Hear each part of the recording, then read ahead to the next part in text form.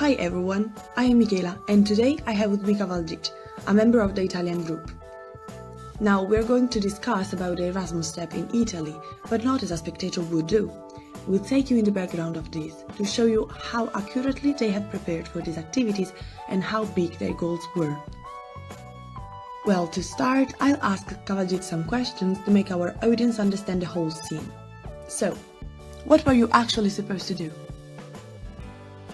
Well, in the month that preceded Erasmus Week in Italy, our teachers decided to divide us in 6 different groups that included some Italian members and the foreign students. Each group was created in order to apply for an innovative job as a junior employee, and the available posts were app developer, art director, communication manager, empathy officer, web developer, and social media specialist.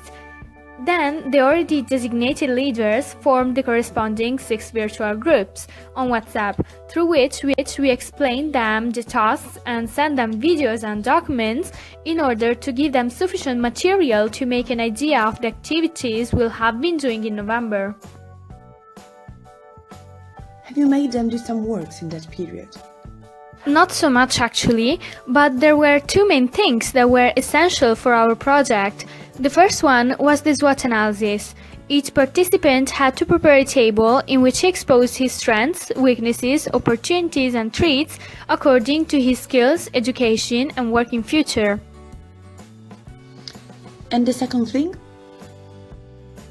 That was the preparation for the countdown game. Each group chose 2 professional figures and had to present them along with their proper character and try to persuade the audience of their importance in society. That's okay.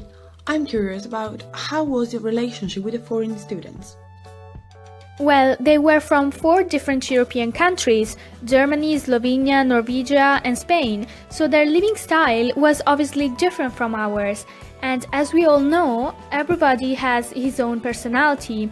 However, we always try to be kind, friendly and as hospitable as possible by organizing lots of activities and by avoiding putting pressure on them.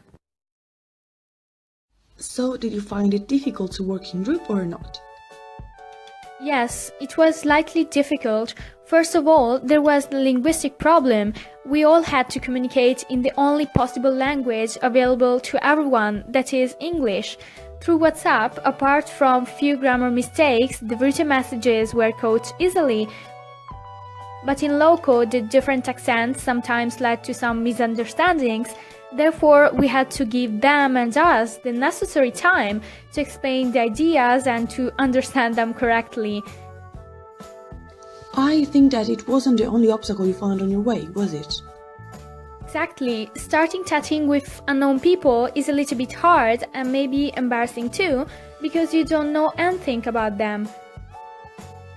A famous Chinese philosopher said that every journey begins with a single step, and we proudly took that first step to start a good, peaceful conversation, even though we hadn't the possibility of everyone being online at the same time, so having a united group chat was pretty tough.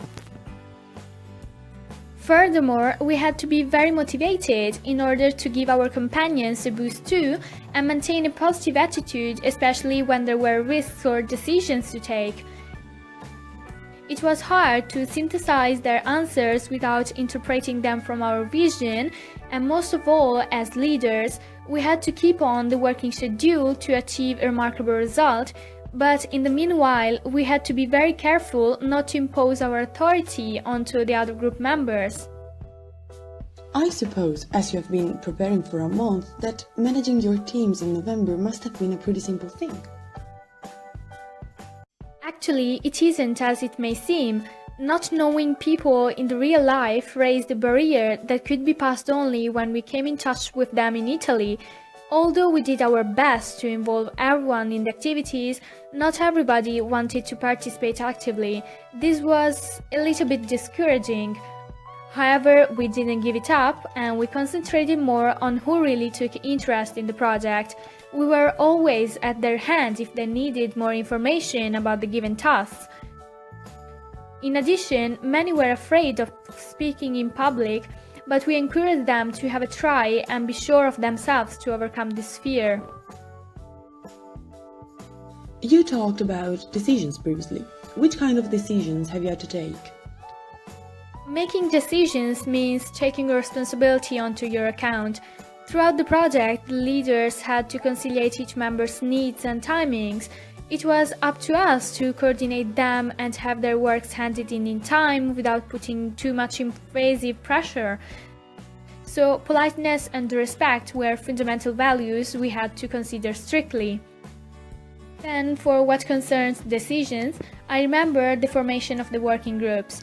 The Italian members who had already been abroad took into their teams the students they met there, while the remaining ones were literally sorted out because, as I said before, we didn't know them.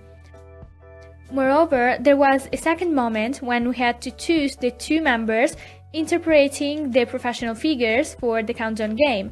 That was actually a little bit difficult as we had to see if he or she could suit that job requirements and impersonate its personality. Okay, that's good. Now, I'm sure that there are some specific competencies you needed to be able to do this work, right? Yes, you hit the point. Definitely, you must start with an open mind and a positive attitude if you want to ensure a good relationship.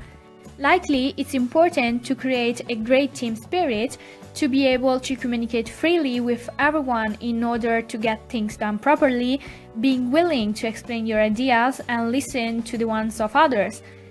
In fact, staying focused on the activities and approaching with flexibility and creativity to the issues you could run into necessarily led the group to come up with different solutions and to consider them by different perspectives thanks to its multiculturalism. And when we talk about competencies, we're also evaluating skills. Which one you can say you have more improved through the Erasmus? This experience has been very profitable. We had the chance to improve our language abilities as well as to develop a special regard towards empathy, honesty, responsibility, and flexibility. In particular, empathy is helpful because it is the most common way you have to link with others. Then, being honest is necessary in a team because you have to trust each other, otherwise lies don't generate anything good. Moreover, you should be flexible. That is a very important skill for a leader who, thanks to it, can easily handle the group. Now, I'd like to conclude by asking you the last but not the least question. What have you gained from this project? Have you achieved its goals and what do you think about it? Well, the activity, despite the small problems, has been very positive and rewarding. We have developed important skills such as managing a group of people and sharing our ideas with them, working with a plan and reaching objectives, exposing ideas to unknown adults, finding creative solutions, and having respect for every proposal. We also learned how to analyze our weaknesses and strengths, increase our linguistic abilities, and our capability to manage stress.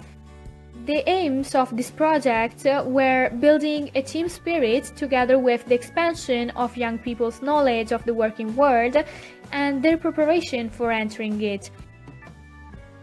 I can conclude that without any doubt it has been a great experience which has allowed us to improve our skills in facing future interviews and teamwork. Perfect! Thank you, Kavaljit, for sharing this precious aspect of the Erasmus project with us. We all hope for the success of this initiative. Thanks for coming. It's my pleasure. Thanks. Thank all of you.